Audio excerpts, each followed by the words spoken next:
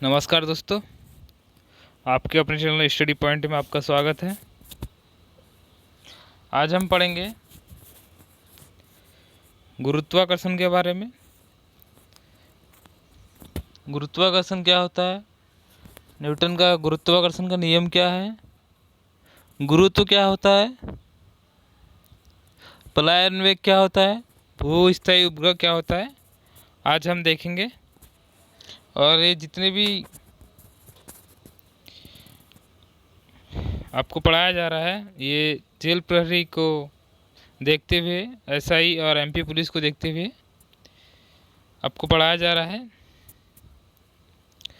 और इसकी पीडीएफ है जो आपको हमारे टेलीग्राम लिंक इस वीडियो के नीचे आप डिस्क्रिप्शन से ले लेंगे और ज्वाइन हो जाएंगे टेलीग्राम ग्रुप पर, तो आपको इसकी पीडीएफ मिल जाएगी।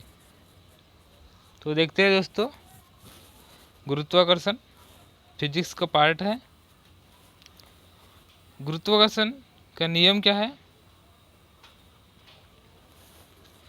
गुरुत्वाकर्षण का नियम क्या कहता है कि किन्हीं दो पिंडों के बीच कार्य करने वाला आकर्षण बल, जैसे ये दो पिंड है मान लो,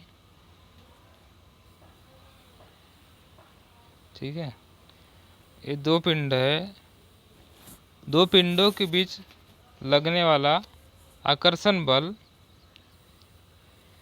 इन पिंडों के द्रव्यमान के क्या होता है, गुणनफल के अनुक्रमानुपाती होता है, m1 इंटू m2। इसको m1 मान लिए हमने, इसको m2 मान लिए।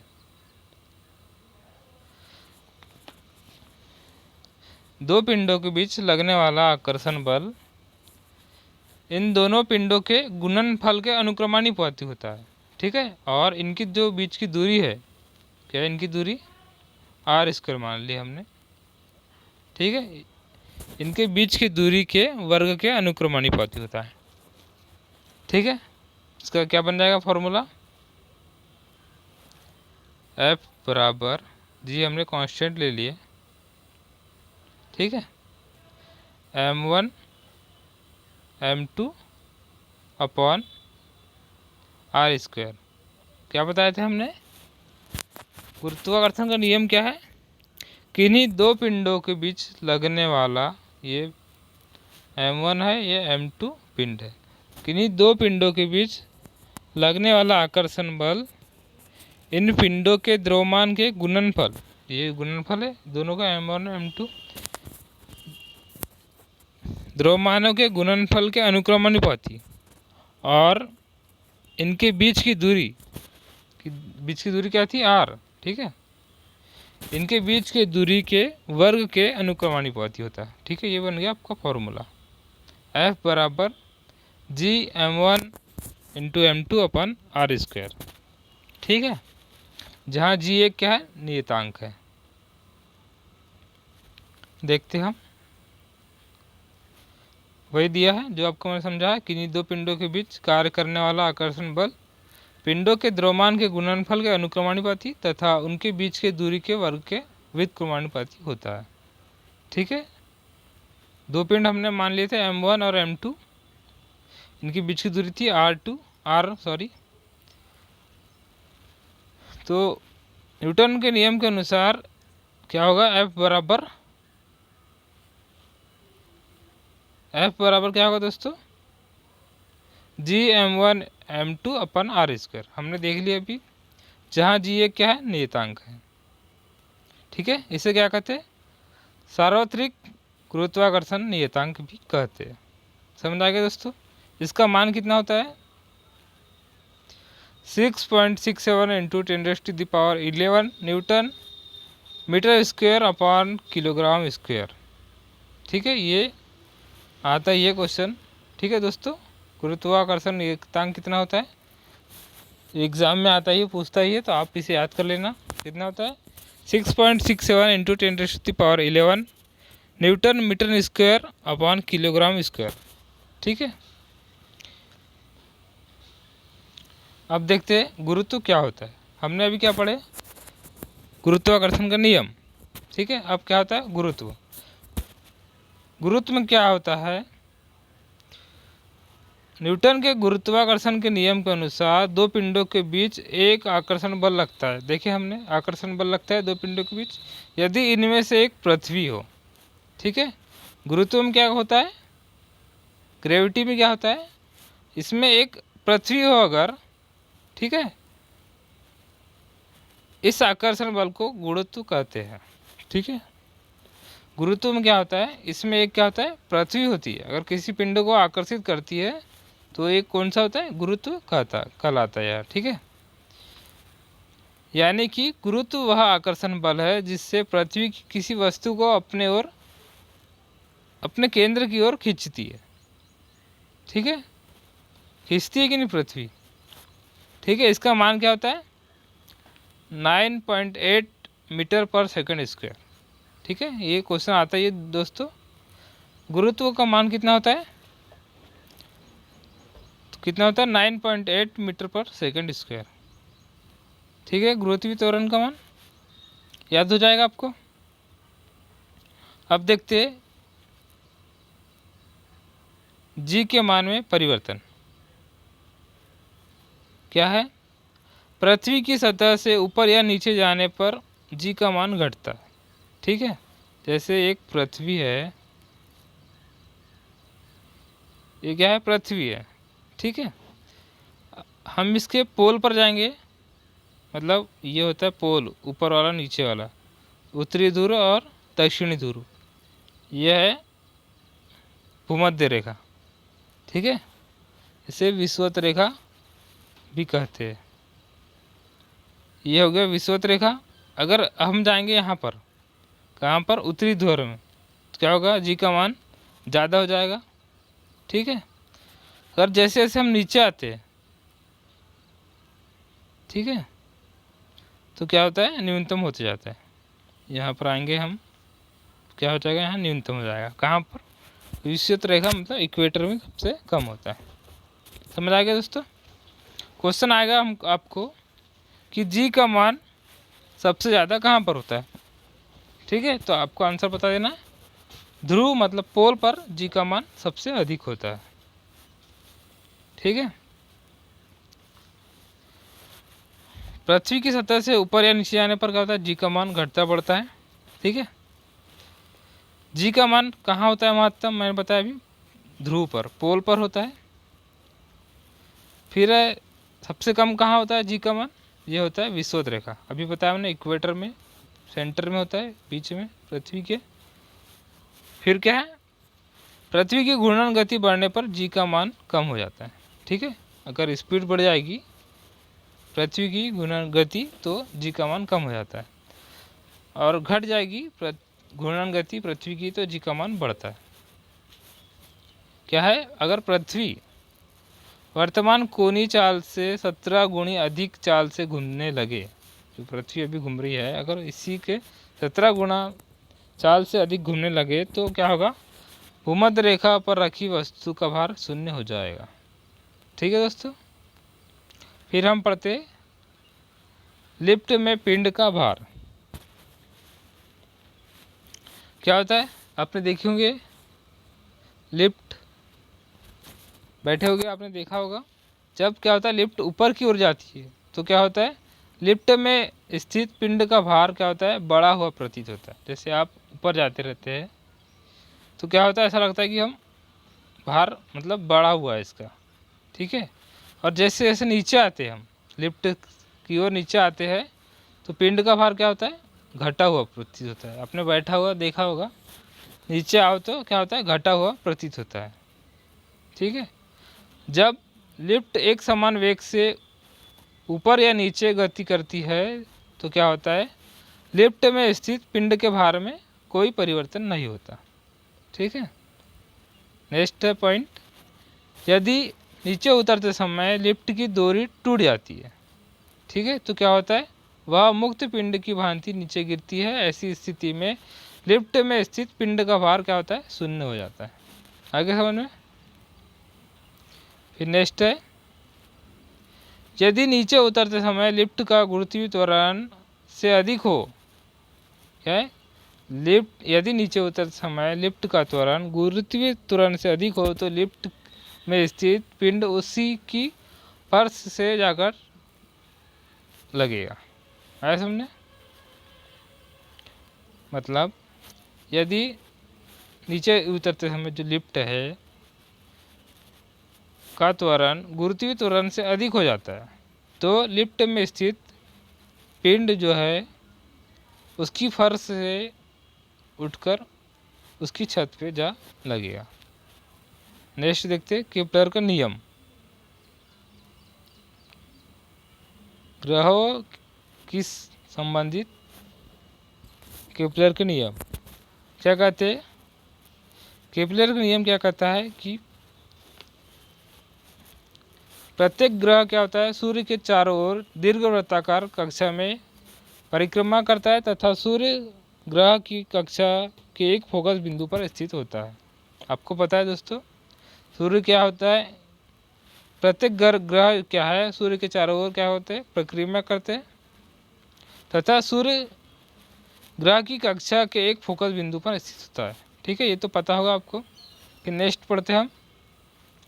प्रत्येक ग्रह का क्षेत्रीय वेग नियत रहता है। इसका प्रभाव यह होता है कि जब ग्रह सूर्य के निकट होता है तो उसका वेग बढ़ जाता है और जब वह दूर होता है तो उसका वेग कम हो जाता है। मतलब जैसे एक क्या है, जैसे एक मान लो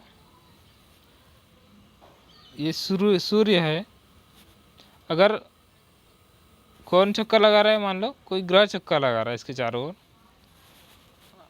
ये देखो, ये अगर इसके पास से जाएगा, समझो पास से इसके घूमेगा, चक्कर लगाएगा तो इसकी जो होगा गति क्या होगी, बढ़ जाएगी। वेग क्या होगा इसका, बढ़ जाएगा। किसका, ग्रह का। समझ आया दोस्तों? जब क्या होता है, सूर्य के चारों ओर जो घूमने वाले ग्रह है, यह अगर सूर्य के निकट में जाता है तो इसकी क्या होती है, गति क्या हो जाती है, बढ़ जाती है, वेग बढ़ जाता है। और जैसे ही दूर चला जाता है तो उसकी गति क्या हो जाती है, कम हो जाती है। ठीक है। थर्ड पॉइंट क्या कहता है केपलर का, सूर्य के चारों ओर एक चक्कर में जितने समय में लगाता है, सूर्य के चारों ओर जो ग्रह है एक चक्कर में जितना समय लगाता है उसका परिक्रमण काल कहते हैं। उसे क्या कहते हैं, उसका परिक्रमण काल कहते हैं। मतलब सूर्य के चारों ओर जो ग्रह है एक चक्कर जितने समय में पूरी करता है उसे क्या कहते हैं, परिक्रमण काल कहते हैं। ठीक है। परिक्रमण काल का वर्ग मतलब टी का स्क्वायर ग्रह की सूर्य से औसत दूरी के घन के अनुक्रमानुपाती होता है। ठीक है, ये याद रखना दोस्तों, ये फॉर्मूला है। ठीक है। टी का वर्ग इक्वल टू आर का क्यूब। मतलब सूर्य के चारों ओर ग्रह एक चक्कर जितने समय में लगाता है उसे तो क्या कहते हैं, परिक्रमण काल कहते हैं। तो परिक्रमण काल का वर्ग, ठीक है, ग्रह की औसत दूरी जो है आर क्यूब के अनुक्रमानुपाती होता है। ये याद रखना जरूर, क्वेश्चन आता है फ्रेंड्स। ठीक है। टी का स्क्वायर इक्वल टू आर का क्यूब। मतलब क्या होता है, सूर्य से अधिक दूर के ग्रहों का परिक्रमण काल है जो होता है अधिक होता है। मतलब जो बताया था मैंने, ये सूर्य है, अगर ये चक्कर लगा रहा है तो क्या होता है, अगर दूर रहेगा तो उसका क्या होगा, परिक्रमण काल ज़्यादा रहेगा।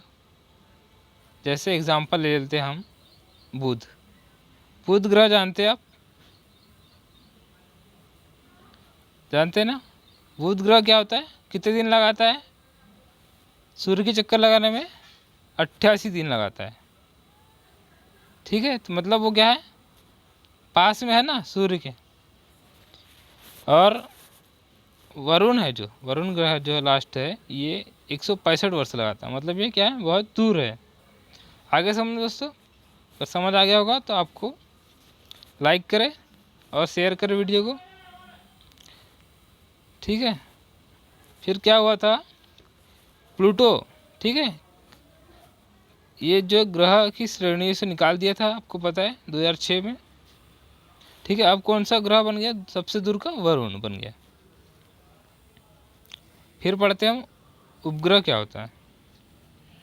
उपग्रह क्या होता है? किसी ग्रह के चारों ओर परिक्रमा करने वाले पिंड को उस ग्रह का उपग्रह कहते हैं। जैसे चंद्रमा किसका उपग्रह है? पृथ्वी का उपग्रह।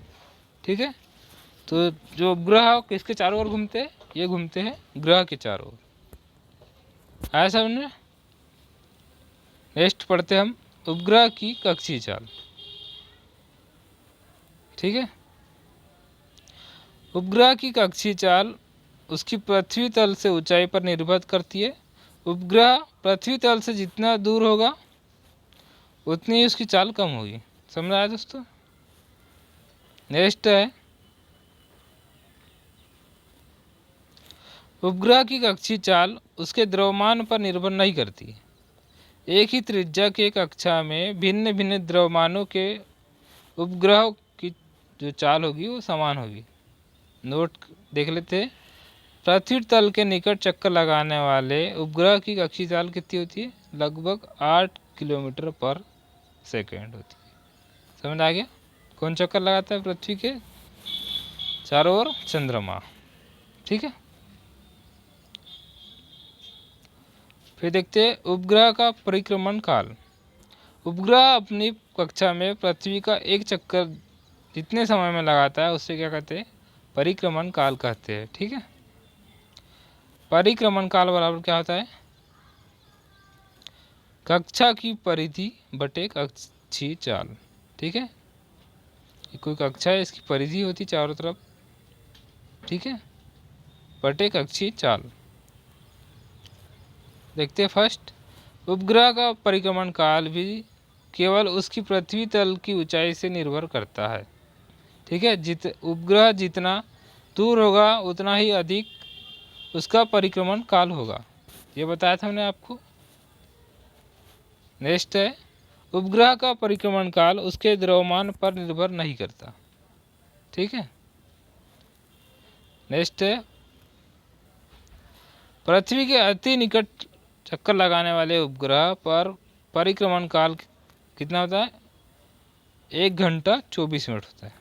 याद रखना क्वेश्चन आता है फ्रेंड्स। नेक्स्ट है भूस्थायी उपग्रह। भूस्थायी उपग्रह क्या होता है?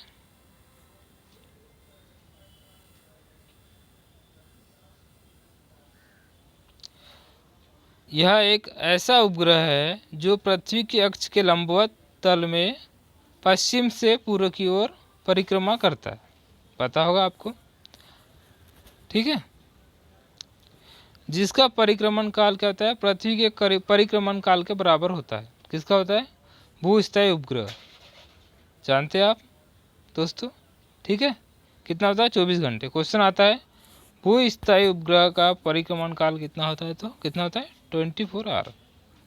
ठीक है, इसे ही क्या कहते हैं हम? भूस्थायी उपग्रह कहते हैं। ठीक है, यह उपग्रह पृथ्वी तल से लगभग 36,000 किलोमीटर की ऊंचाई पर रहकर पृथ्वी की परिक्रमा करता है।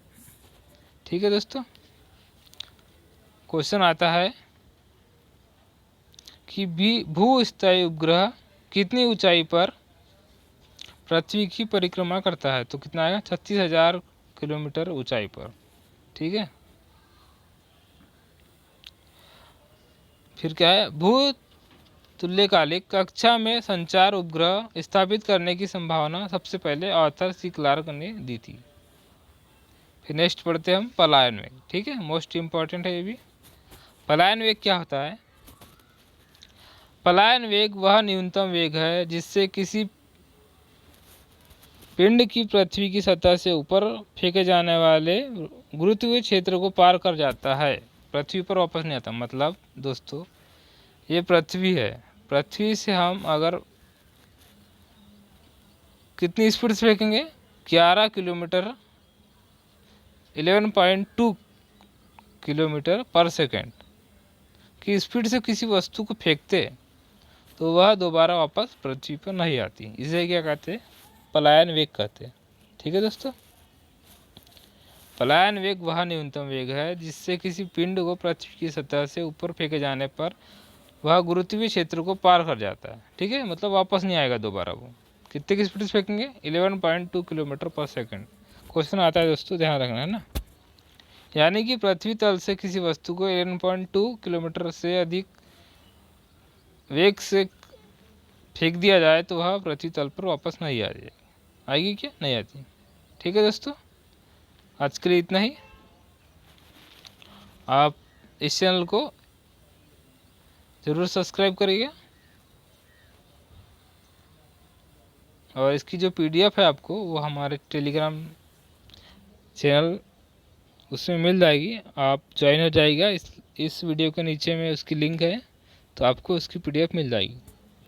ठीक है दोस्तों, धन्यवाद।